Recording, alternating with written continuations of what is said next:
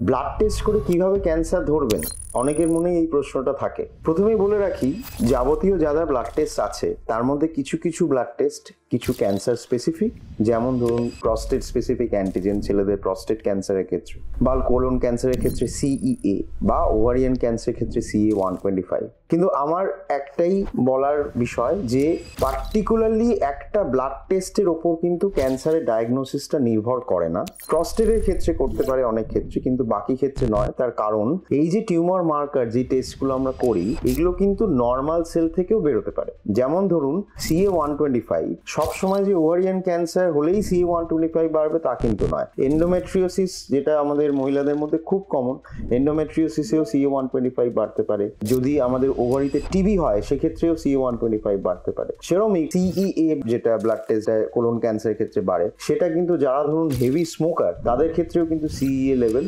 নর্মালের থেকে অনেক বেশি থাকতে পারে। আবার যাদের ধরুন প্রস্টেটের ক্যান্সার নেই কিন্তু প্রস্টেটটা সাইজে বেড়ে আছে, যেটাকে আমরা বিনাইন প্রস্টেটিক হাইপারট্রফি বলি, আর BPH, তো সেই ক্ষেত্রেও কিন্তু PSA বাড়তে পারে। তো এত কিছু বলার উদ্দেশ্য এটাই যে ব্লাড টেস্ট টিউমার মার্কারে পজিটিভ এসছে মানেই আমার ক্যান্সার হয়ে গেছে, ব্যাপারটা তা নয়। এটা আমাদের একটা ইন্ডিকেটর দেয় যাতে আমরা আরো ফার্দার টেস্ট করে কনফার্ম হতে পারি যে সত্যি এটা ক্যান্সারের থেকে বাড়ছে নাকি আমাদের ক্যান্সার ছাড়া অন্যান্য যা অসুখ হয় সেইগুলো থেকে বাড়ছে। কাজেই ব্লাড রিপোর্টে যদি দেখেন যে এগুলো বেশি এসছে, অযথা টেনশন করবেন না, হতাশ হওয়ার তো কোনো প্রশ্নই উঠছে না, কারণ নট নেসেসারি যে আপনার টিউমার মার্কার বেড়ে গেছে মানেই আপনার ক্যান্সার হয়ে গেছে। ধন্যবাদ।